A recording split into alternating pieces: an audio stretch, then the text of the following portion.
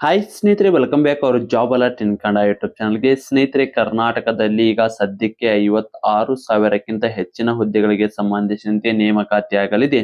ಆ ಹುದ್ದೆಗೆ ನೀವೇನಾದರೂ ಅರ್ಜಿಯನ್ನ ಸಲ್ಲಿಸಬೇಕಂದ್ರೆ ಏನೆಲ್ಲ ದಾಖಲಾತಿಗಳು ಬೇಕು, ಒಂದಿಷ್ಟು ಈ ನಾ ಹೇಳುವ ದಾಖಲಾತಿ ನಿಮ್ ಹತ್ರ ಇಲ್ಲಪ್ಪ ಅಂದ್ರೆ ಇಲ್ಲಿ ಅರ್ಜಿ ಸಲ್ಲಿಸಲು ಆಗುವುದಿಲ್ಲ.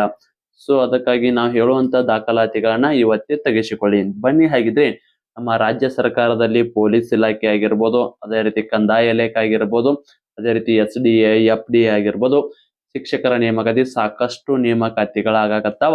ಹಾಗಿದ್ರೆ ಇದಕ್ಕೆ ಅರ್ಜಿ ಸಲ್ಲಿಸಕ ಏನೆಲ್ಲ ದಾಖಲಾತಿಗಳು ಬೇಕಾಗ್ತಾವ ಅಂತ ನೋಡೋದಾದ್ರೆ, ಸ್ನೇಹಿತರೆ, ನೀವೇನಾದರೂ PC, PSI, SDA, FDA, VO ಮತ್ತು ಅದೇ ರೀತಿ ವಿವಿಧ ಹುದ್ದೆಗಳಿಗೆ ಸಂಬಂಧಿಸಿದ ಸ್ಟಡಿಯನ್ನ ಮಾಡ್ತಾ ಇರಲಿ. ಕಂಪ್ಲೀಟ್ ಸಿಲೆಬಸ್ ನೋಟ್ಸ್ ಇರ್ತಾವ.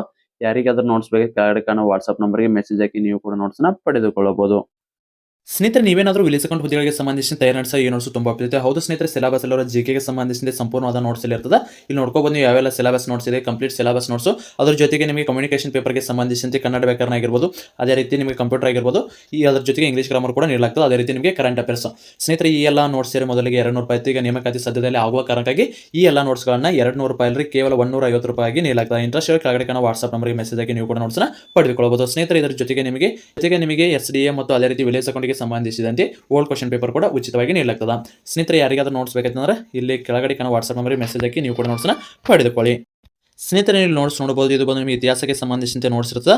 ಒಂದಿಷ್ಟು ನೋಟ್ಸ್ ಕೈಬರ ಐತ್ರಿ, ಒಂದಿಷ್ಟು ಕಂಪ್ಯೂಟರ್ ಟೈಪ್ ನೋಟ್ಸ್ ಇರುತ್ತೆ. 90% ಕಂಪ್ಯೂಟರ್ ಟೈಪ್, 10% ಮಾತ್ರ ಕೈಬರದ ನೋಟ್ಸ್ ಐತ್ರಿ. ಯಾರಿಗಾದ್ರೂ ನೋಟ್ಸ್ ಬೇಕಂದ್ರೆ ಕೆಳಗಡೆ ಕಾಣೋ ವಾಟ್ಸ್ಆಪ್ ನಂಬರ್ಗೆ ಮೆಸೇಜ್ ಹಾಕಿ ನೀವು ಕೂಡ ನೋಟ್ಸ್ನ ಪಡೆದುಕೊಳ್ಳಬಹುದು. ಸಾಕಷ್ಟು ಮೊನ್ನೆ ನಡೆದ FD ಎಕ್ಸಾಮಲ್ಲಿ ಸಾಕಷ್ಟು ಪ್ರಶ್ನೆಗಳು ಕೂಡ ಬಂದಿರ್ತಾವೆ. ಇಂಟ್ರೆಸ್ಟ್ ಕೆಳಗಡೆ ಕಾಣೋ ವಾಟ್ಸ್ಆಪ್ ನಂಬರ್ಗೆ ಮೆಸೇಜ್ ಹಾಕಿ ನೀವು ಕೂಡ ನೋಟ್ಸ್ನ ಪಡೆದುಕೊಳ್ಳಬಹುದು.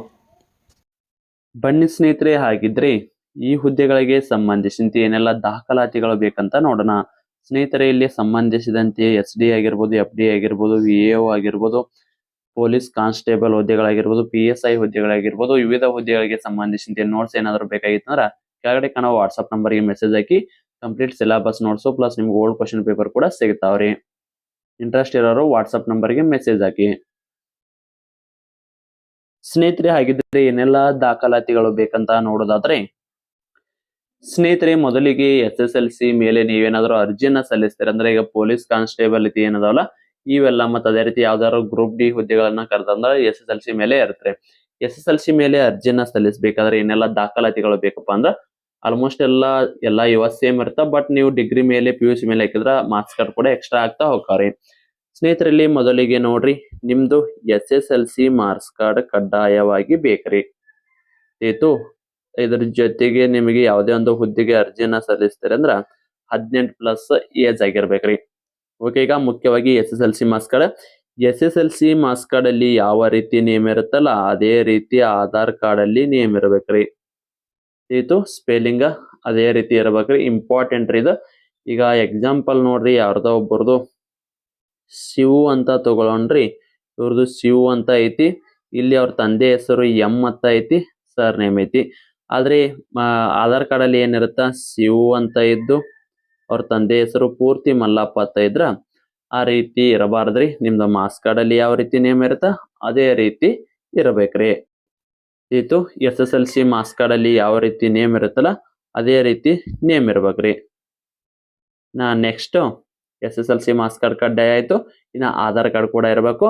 ಇನ್ನ ನೀವೇನಾದ್ರೂ ಕನ್ನಡ ಮಾಧ್ಯಮದಲ್ಲಿ SSLC ವರೆಗೆ ಕಲ್ತಿದ್ರಂದ್ರ ಮತ್ತ ಗ್ರಾಮೀಣ ಮಾಧ್ಯಮದಲ್ಲಿ SSLC ವರೆಗೆ ಕಲ್ತಿರ್ಬೇಕ್ರಿ. ಅಂದ್ರ ಮಾತ್ರ ನಿಮ್ದಲ್ಲಿ ಕನ್ನಡ ಮಾಧ್ಯಮ ಮತ್ತು ಗ್ರಾಮೀಣ ಮಾಧ್ಯಮ ಮೀಸಲಾತಿ ಕೋರೋರಿಗೆ ಈ ಮೀಸಲಾತಿ ಬೇಕಾಗಿತ್ತಪ್ಪ ಅಂದ್ರ ನೀವು ಹೋಗಿ ನಿಮ್ಮ ಹತ್ತಿರದ ಕನ್ನಡ ಶಾಲೆಯಲ್ಲಿ ಅಂದ್ರ 1ರಿಂದ 10ನೇ ತರಗತಿವರೆಗೆ ನೀವು ಕನ್ನಡ ಮಾಧ್ಯಮದಲ್ಲಿ ಕಲ್ತಿರ್ಬೇಕು. ಮತ್ತೆ ಅದೇ ರೀತಿ ಗ್ರಾಮೀಣದಲ್ಲಿ ಕೂಡ 1ರಿಂದ 10ರವರೆಗೆ ಕಲ್ತ್ರೆ ಮಾತ್ರ ಇದು ಕನ್ನಡ ಮಾಧ್ಯಮ ಮತ್ತು ಗ್ರಾಮೀಣ ಏನಿದೆಲ್ಲ ನಿಮ್ಗ ರಿಸರ್ವೇಶನ್ ಸಿಗ್ತಾವ್ರಿ. ಇಲ್ಲ ಅಂದ್ರೆ ಸಿಗಲ್ಲ. ಇನ್ನ ನೆಕ್ಸ್ಟ್ ಅದೇ ರೀತಿ ಇಲ್ಲಿ ನಿಮ್ಗೆ ಮುಖ್ಯವಾಗಿ ಬೇಕಾಗಿರೋದು ನಿಮ್ಮ ಜಾತಿ ಆದಾಯ ಪ್ರಮಾಣ ಪತ್ರ. ಜಾತಿ ಆದಾಯ ಪ್ರಮಾಣ ಪತ್ರದಲ್ಲಿ SC/ST ಗೆ ಬೇರೆ ಇರುತ್ತಾ, ಮತ್ತೆ ಅದೇ ರೀತಿ 2A 2B 3rd B ಅವರಿಗೆ ನಿಮ್ಮ ಜಾತಿಗೆ ಅಥವಾ ನಿಮ್ಮ ಆದಾಯಕ್ಕೆ ಯಾವ್ದು ಬರುತ್ತಲ್ಲ ಅದನ್ನ ತೆಗೆಸಿಕೊಂಡು ಇಟ್ಕೋಬೇಕ್ರಿ. ಜಾತಿ ಆದಾಯ ಪ್ರಮಾಣ ಪತ್ರ ಕೂಡ ಇಲ್ಲಿ ಮೀಸಲಾತಿಯನ್ನ ಕೋರುವಾಗ ಅದು ಕೂಡ ಇಂಪಾರ್ಟೆಂಟ್ ಆಗಿ ಬೇಕಾಗ್ತದ.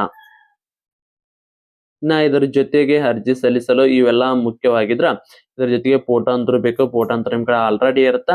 ಇದ್ರ ಜೊತೆಗೆ ಈಗ ಆಲ್ರೆಡಿ ಕನ್ನಡ ಮಾಧ್ಯಮ ನೋಡಿವ್ರಿ, ಗ್ರಾಮೀಣ ನೋಡಿವಿ. ಇನ್ನ ಮುಳುಗಡೆ ಪ್ರಮಾಣ ಪತ್ರ ಅಥವಾ PDP ಅಂತ ಕರೀತಾರ. ನೀವೇನಾದ್ರೂ ಮುಳುಗಡೆ ಇಲಾಖೆ ಅಥವಾ ಮುಳುಗಡೆ ಆಗಿದ್ದ ನಿಮ್ಮ ಊರಿನಲ್ಲಿ ಏನಾದ್ರೂ ಇತ್ತಪ್ಪ ಅಂದ್ರ ನೀವು ಕೂಡ ಮುಳುಗಡೆ ಪ್ರಮಾಣ ಪತ್ರನ ತೆಗೆಸಬೇಕು ಅಥವಾ PDP ಅಂತ ಕೂಡ ಕರೀತಾರೆ. ಇದರ ಜೊತೆಗೇನ SDA, FDA, ವಿಯೋಗ ಆಗಿರ್ಬೋದು, ಈ ಹುದ್ದೆಗಳಿಗೆ ಅಂಗವಿಕಲ ಅಭ್ಯರ್ಥಿಗಳು ಕೂಡ ಅರ್ಜಿಯನ್ನ ಸಲ್ಲಿಸಬಹುದು. ನಿಮ್ಮ ಅಂಗವಿಕಲ ಅಭ್ಯರ್ಥಿಗಳಿಗೆ ನೀವು ಅಂಗವಿಕಲನ ಹೊಂದಿದ್ದೀರಿ ಅಥವಾ ಡಿಸಬಿಲಿಟಿ ಐತಿ ಅನ್ನಕ ಪ್ರೂಫ್ ಅನ್ನ ಕೇಳ್ತಾರ. ಆ ಪ್ರೂಫ್ ಇದಿರೋದು ಸರ್ಟಿಫಿಕೇಟ್ ನಿಮ್ ಹತ್ರ ಬೇಕು. ಎಕ್ಸ್ ಸರ್ವಿಸ್ ಮ್ಯಾನ್ ಇದ್ದಾರ್ದು ಎಕ್ಸ್ ಸರ್ವಿಸ್ ಮ್ಯಾನ್ ಅಲ್ಲಿತ್ರ ಸರ್ವಿಸ್ ಮುಗಿಸಿ ಬಂದಿದ್ದು ಅದನ್ನು ಕೂಡ ಕೇಳ್ತಾರೆ. ಯಾಕಂದ್ರೆ ಇವೆಲ್ಲ ಕೂಡ ಇಂಪಾರ್ಟೆಂಟ್ ಡಾಕ್ಯುಮೆಂಟ್ಸ್ ಸರಿ. ಇಲ್ಲಿ ಆಲ್ಮೋಸ್ಟ್ ಎಲ್ಲ SSLC ಅಲ್ಲಿ ಮಾರ್ಕ್ಸ್ ಕಾರ್ಡ್ ಅಲ್ಲಿ ಯಾವ ರೀತಿ ನೇಮ್ ಇರುತ್ತಲ್ಲ ಅದೇ ರೀತಿ ನೇಮ್ ಇದ್ರೆ ಮಾತ್ರ ನೀವು ಇಲ್ಲಿ ಅರ್ಜಿಯನ್ನ ಸಲ್ಲಿಸಬಹುದು. ಒಂದು ವೇಳೆ ನೀವು ಅರ್ಜಿಯನ್ನ ತಗೊಂಡ್ರು ಕೂಡ ಡಾಕ್ಯುಮೆಂಟ್ಸ್ ವೆರಿಫಿಕೇಶನ್ ಅಲ್ಲಿ ಫೇಲ್ ಆಗಬಾರ್ದಪ್ಪ ಅಂದ್ರೆ SSLC ಅಲ್ಲಿ ಯಾವ ರೀತಿ ನೇಮ್ ಐತಲ್ಲ, ಮಾರ್ಕ್ಸ್ ಕಾರ್ಡ್ ಅಲ್ಲಿ ಯಾವ ರೀತಿ ನೇಮ್ ಐತಲ್ಲ, ಸ್ಪೆಲ್ಲಿಂಗ್ ಹೇಳಾಗತ್ತಿದೆ ಪ್ರತಿಯೊಂದನ್ನು ಕೂಡ ಅದೇ ರೀತಿ ಇಟ್ಕೊಂಡ್ರೆ ಅಂದ್ರೆ ಇಲ್ಲಿ ಯಾವುದೇ ರೀತಿಯ ಪ್ರಾಬ್ಲಮ್ ಕೂಡ ಆಗಂಗಿಲ್ಲ. ಇಲ್ಲಿ ಏನಿದೆಲ್ಲ ಕನ್ನಡ ಮಾಧ್ಯಮ, ಗ್ರಾಮೀಣ ಆಗಿರ್ಬೋದು, ಮುಳುಗಡೆ ಆಗಿರ್ಬೋದು, ಇವೆಲ್ಲ ಕೂಡ ನಮ್ಮ ರಾಜ್ಯ ಸರ್ಕಾರದ ಅಲ್ಲಿ ಏನ ಹೊಸ ನೇಮಕಾತಿ ಹಾಕಲ್ಲ ಅವಕ್ ಮಾತ್ರ ಯೂಸ್ ಆಗಲ್ಲ. ಸೆಂಟ್ರಲ್ ಗೌರ್ಮೆಂಟ್ ಗೆ ಯೂಸ್ ಆಗಲ್ಲ. ಅಲ್ಲಿ ಡೈರೆಕ್ಟ್ ರಿಕ್ವೈರ್ಮೆಂಟ್ ಇರುತ್ತೆ. ಅಲ್ಲಿ ಮೀಸಲಾತಿ ಬಾಳ ಡಿಸಬಿಲಿಟಿ ಏನೈತಲ್ಲ ಅದೊಂದ ಮಾತ್ರ ಯೂಸ್ ಆಗುತ್ತೆ. ಉಳಿದಿದ್ದೆಲ್ಲವೂ ಕೂಡ ಯೂಸ್ ಆಗಲ್ರಿ. ಇದ್ರ ಜೊತೆಗೆ ಏನ HK ಅಭ್ಯರ್ಥಿಗಳಿಗೆ 371 ಜೆ ಏನಿದೆಲ್ಲ ನಿಮ್ದು HK ಅಂತ ಏನ್ ಬರುತ್ತಲ್ಲ ಅದನ್ನ ಅಥವಾ ಹೈದರಾಬಾದ್ ಕರ್ನಾಟಕ ಅಭ್ಯರ್ಥಿಗಳಿಗೆ ಅದು HK ಪ್ರಮಾಣ ಪತ್ರ ಬರುತ್ತೆ. ಅದನ್ನು ಕೂಡ ನೀವು ತೆಗಿಸಿ ಇಟ್ಕೋಬೇಕ್ರಿ. ಅದನ್ನ ಯಾವ ರೀತಿ ತೆಗಸೋದಂದ್ರೆ ನಿಮ್ ಹತ್ತಿರ ಯಾರು ನಿಮ್ ದೋಸ್ತರ ಯಾರು ತೆಗ್ಸಿರ್ತಾರಲ್ಲ ಅವ್ರ ಕಡೆ ಹೋಗಿ ತೆಗಸೊಂದ ಯಾವ ರೀತಿ ತೆಗ್ಸ್ಯಾರ ಅಂತ ಕೇಳಿ ತೆಗಸಬಹುದ್ರಿ. ಇನ್ನ ಮುಳುಗಡೆ ಪ್ರಮಾಣ ಪತ್ರದ ಕೇಳೋದಾದ್ರೆ ಮುಳುಗಡೆ ಪ್ರಮಾಣ ಪತ್ರ ಮೊದಲಿಗೆ ಅವರ್ಡ್ ಕಾಪಿಯನ್ನ ತೆಗೆಸ್ಕೊಂಡು ನಿಮ್ಮ ಹತ್ತಿರದ ಏನ ತಹಶೀಲ್ದಾರ್ ಆಫೀಸ್ ಇರುತ್ತಲ್ಲ ಅಲ್ಲಿ ಹೋಗಿ ಇದ್ರ ಬಗ್ಗೆ ಸಂಪೂರ್ಣವಾದ ಮಾಹಿತಿಯನ್ನ ತಗೋಬಹುದ್ರಿ. ಅಲ್ಲಿ ನಿಮಗೆ ಯಾವ ರೀತಿ ತೆಗಿದಂತೆ ಹೇಳ್ಕೊಡ್ತಾರೆ. ಆಲ್ಮೋಸ್ಟ್ ಎಲ್ಲ ಇದು ಕೃಷ್ಣಾ ಮೇಲ್ದಂಡೆ ಯೋಜನೆ ಹಿನ್ನೀರಿನಲ್ಲಿ ಯಾರೆಲ್ಲ ಊರ್ ಮುಳುಗಡೆ ಆಗಿದ್ದಾವ ಅಂತ ಅಭ್ಯರ್ಥಿಗಳಿಗೆ ಇದು ಮುಳುಗಡೆ ಪ್ರಮಾಣ ಪತ್ರ ಸಿಗತ್ರಿ. ಮತ್ತೆ ಬೇರೆ ಜಿಲ್ಲೆಗಳಲ್ಲಿ ಯಾವ ರೀತಿ PDP ಏನಾದ್ರು ಇತ್ತಪ್ಪ ಅಂದ್ರೆ ನೀವು ಕೂಡ ನಿಮ್ಮ ಹತ್ತಿರ ಜಿಲ್ಲೆಯಲ್ಲಿ ಮಾಹಿತಿಯನ್ನು ತಗೊಂಡು ನೀವು ಇದಕ್ಕೆ ಸಂಬಂಧಿಸಿದಂತೆ ನಿಮ್ದು PDP ಯನ್ನ ತೆಗೆಸಿಕೊಳ್ಳಬಹುದು. ನೋಡಿದ್ರಲ್ಲ ಸ್ನೇಹಿತರೆ, ಇವೆಲ್ಲ ದಾಖಲಾತಿಗಳು ನಿಮಗೆ ಕಡ್ಡಾಯವಾಗಿ ಬೇಕಾಗ್ತವೆ.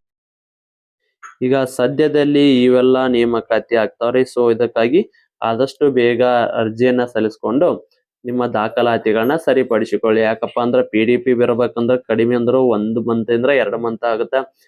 ಕಾಸ್ಟ್ ಇನ್ಕಮ್ ಬರ್ಬೇಕಂದ್ರ 1 ವಾರದಿಂದ 15 ದಿವಸದ ಒಳಗಡೆ ಬರುತ್ತೆ. ಮತ್ತೇನ ಕನ್ನಡ ಮಾಧ್ಯಮ, ಗ್ರಾಮೀಣವನ್ನೆಲ್ಲ ನಿಮ್ಮ ಶಾಲೆಯಲ್ಲಿ ಹೋಗಿ ಈಗ ಆ ಶಾಲೆ ಸ್ಟಾರ್ಟ್ ಇದ್ದಾಗ ಹೋಗಿ ಬರ್ಸುವಂದ್ ಬಂದ್ರಂದ್ರ ಈಗ ಎಕ್ಸಾಮ್ ನಡೆಯಕತ್ತಾವು ಆದಷ್ಟು ಬರ್ದ್ ಕೊಡ್ತಾರ. ಕೆಲವೊಂದ್ ಸಾರಿ ಬರ್ದ್ ಕೊಡಲ್ಲ. ಸೊ ಅದಕ್ಕಾಗಿ ಇನ್ನೊಂದು ವಾರ ಬಿಟ್ಟಾದ್ರೂ ಕೂಡ ಹೋಗಿ ಕನ್ನಡ ಮಾಧ್ಯಮ, ಗ್ರಾಮೀಣ ಬರ್ಸ್ಕೊಂಡು ಹೊಳ್ಳಿ BO ಸಿಗ್ನೇಚರ್ ಕೂಡ ಆಗ್ಬೇಕು ಅದಕ್ಕೆ. ಸೊ ಅದಕ್ಕಾಗಿ ಆದಷ್ಟು ಬೇಗ ಹೋಗಿ ಇದನ್ನ ಬರ್ಸ್ಕೊಡ್ರಿ. ಇವಕ್ಕೆಲ್ಲ ಟೈಮ್ ಹಿಡಿತೈತ್ರಿ. ಸೊ ನೀವು ನೇಮಕಾತಿ ಆದ್ಮೇಲೆ ತೆಗ್ಸಾಕ್ ಹೋದಂದ್ರ ಅರ್ಜಿ ಕೊನೆಯ ದಿನಾಂಕ ಏನಿರೋದಲ್ಲ ಅದ್ರ ಒಳಗಡೆ ಇವೆಲ್ಲ ದಾಖಲಾತಿ ನಿಮ್ ಕಡೆ ಇದ್ರೆ ಮಾತ್ರ ಅದು ಆ ಮೀಸಲಾತಿಯನ್ನ ನೀವು ಪಡೆದುಕೊಳ್ಳಬಹುದು. ಒಂದ್ ವೇಳೆ ಆ ದಾಖಲಾತಿ ಏನಾದ್ರು ಇರ್ಲಿಲ್ಲಪ್ಪ ಅಂದ್ರ ಇಲ್ಲಿ ನಿಮ್ಗೆ ಯೂಸ್ಲೆಸ್ ಆಗುತ್ತೆ. ಸೊ ಅದಕ್ಕಾಗಿ ನಿಮ್ ಕಡೆ ಇದ್ದು ಕೂಡ ವೇಸ್ಟ್ ಮಾಡ್ಕೋಕ್ಕಿಂತ ಈಗ ತೆಗೆಸಿಟ್ಕೊಡ್ರಿ. ಕನ್ನಡ ಮಾಧ್ಯಮ, ಗ್ರಾಮೀಣ ಆಗ್ಲಿ, ಅದೇ ರೀತಿ PDP ಆಗ್ಲಿ, ಅದೇ ರೀತಿ 351 HK ದವ್ರು ಏನಿರುತ್ತಲ್ಲ ಇವ್ರಿಗೆ ಇವೆಲ್ಲ ಲೈಫ್ ಟೈಮ್ ರೀ ಒಮ್ಮೆ ತೆಗ್ಸಂದ್ರ ಮತ್ತೆ ಹೊಳ್ಳಿ ತೆಗ್ಸೋ ಅವಶ್ಯಕತೆ ಇರಲ್ಲ. ಅದ ಏನ್ ಕಾಸ್ಟ್ ಇನ್ಕಮ್ ಏನೈತಲ್ಲ 5 ವರ್ಷಕ್ಕೊಮ್ಮೆ ರಿನಲಿಟಿ ಹಾಕಿರುತ್ತೆ ಅದನ್ನು ಕೂಡ ನೀವು ಹೋಗಿ ತೆಗ್ಸೋಬೋದ್ರಿ. ಸೊ ಅದಕ್ಕಾಗಿ ಇವನ್ನೆಲ್ಲ ಒಮ್ಮೆ ತೆಗೆಸಿಟ್ಕೊಂಡ್ರೆ ಲೈಫ್ ಟೈಮ್ ಯೂಸ್ ಆಗ. ಆದಷ್ಟು ಬೇಗನೆ ಹೋಗಿ ಎಲ್ಲ ದಾಖಲಾತಿಗಳನ್ನ ತೆಗೆಸಿಟ್ಕೋರಿ. ಕೆಲವೊಂದು ಅಭ್ಯರ್ಥಿಗಳಿಗೆ ನಾ ಹೇಳಿರೋ ದಾಖಲಾತಿಗಳು ಬರ್ತಿರಂಗಿಲ್ಲ. ಯಾಕಪ್ಪ ಅಂದ್ರೆ ನೀವು ಶಾಲೆಯಲ್ಲಿ ಆಗಿಲಿ ಕಲ್ತಿರಂಗಿಲ್ಲ. ಸೊ ಅದಕ್ಕಾಗಿ ನಿಮಗೆ ಯಾವೆಲ್ಲ ದಾಖಲಾತಿಗಳು ಬರ್ತಾವಲ್ಲ ಅದ್ರ ಜೊತೆಗೆ ನಿಮ್ಗೆ ಯಾವ ಹೆಚ್ಚಿನ ಮೀಸಲಾತಿ ಬೇಕಪ್ಪ ಅಂದ್ರ ನೀವು ಎಲ್ಲಿ ಕಲ್ತಿರೋದನ್ನೆಲ್ಲ ಮಾಹಿತಿ ತಗೊಂಡು ನೀವು ಅದಕ್ಕೆ ಸಂಬಂಧಿಸಿದಂತೆ ದಾಖಲಾತಿಗಳನ್ನ ಪಡೆದುಕೊಳ್ಳಬಹುದು. ಸ್ನೇಹಿತರೆ, ಇದಾಗಿತ್ತು ಇವತ್ತಿನ ಇದಕ್ಕೆ ಸಂಬಂಧಿಸಿದಂತೆ ಏನೇ ಡೌಟ್ ಇದ್ರು ಕಮೆಂಟ್ ಮೂಲಕ ತಿಳಿಸಿ. ಆಲ್ಮೋಸ್ಟ್ ಎಲ್ಲ ಇವು ಮಾರ್ಚ್ ಎಂಡಿನ ಒಳಗಡೆ ಸಾಕಷ್ಟು ನೇಮಕಾತಿಗಳು ಆಗ್ತಾವ. ಸ್ನೇಹಿತರೆ, ಇದಾಗಿತ್ತು ಇವತ್ತಿನ ಮತ್ತೆ ಮುಂದಿನದಲ್ಲಿ ಸಿಗೋಣ. ಶುಭ ದಿನ.